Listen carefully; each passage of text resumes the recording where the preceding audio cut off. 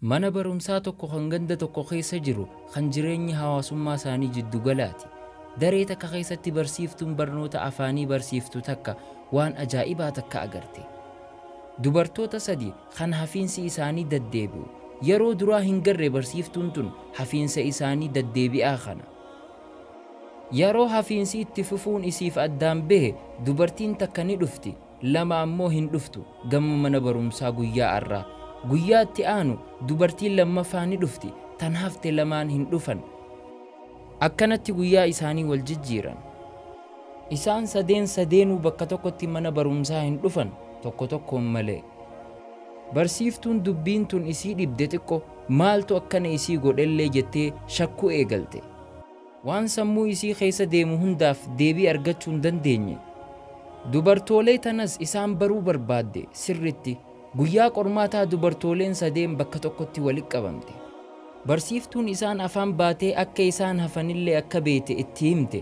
Akka isaan guyyaa tokko keessa walitti qabamanii hin dhufne beekuu isii itti himte. Isaaniin jette maaliif akka kana daleetan? Gaafii isii hin deebifneef ammoo isaanirra garte akka deebii tana deebisuu sodaatan qaanfatanii booyan kan dubartoota kana qabate. Kan shakkii mataa barsiiftuu kanaa keessatti uume lubbuu isii keessa jette iccitiin jabduun takka isaan duubaan jiraachuun ooltu. Dubartiin takka jette osoo yaaddoo jabduu keessa jirtu, nuti warra miskiinaarraahi huccuu mana barumsaa nuu bituu hin dandeenye warri keenya.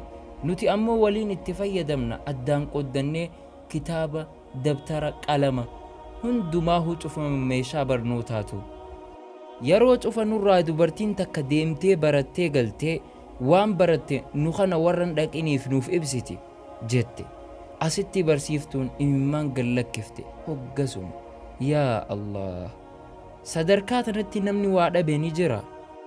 Dhagahi nama guyyaa arraa cinaa daabboo nyaatee bulu hin qabne jira kan nuti hin beene. Wallaahi alhamdulillah jaa yaa obboleeyyan kiyya. Wanni dubbii tanarraa hubanne akka rabbiin nurra qanani'ee jiru. Nuti hoo maaliif qananii rabbii keenyaa hin galatoonfanne, itti fayyadama isaatis hin tolfanne.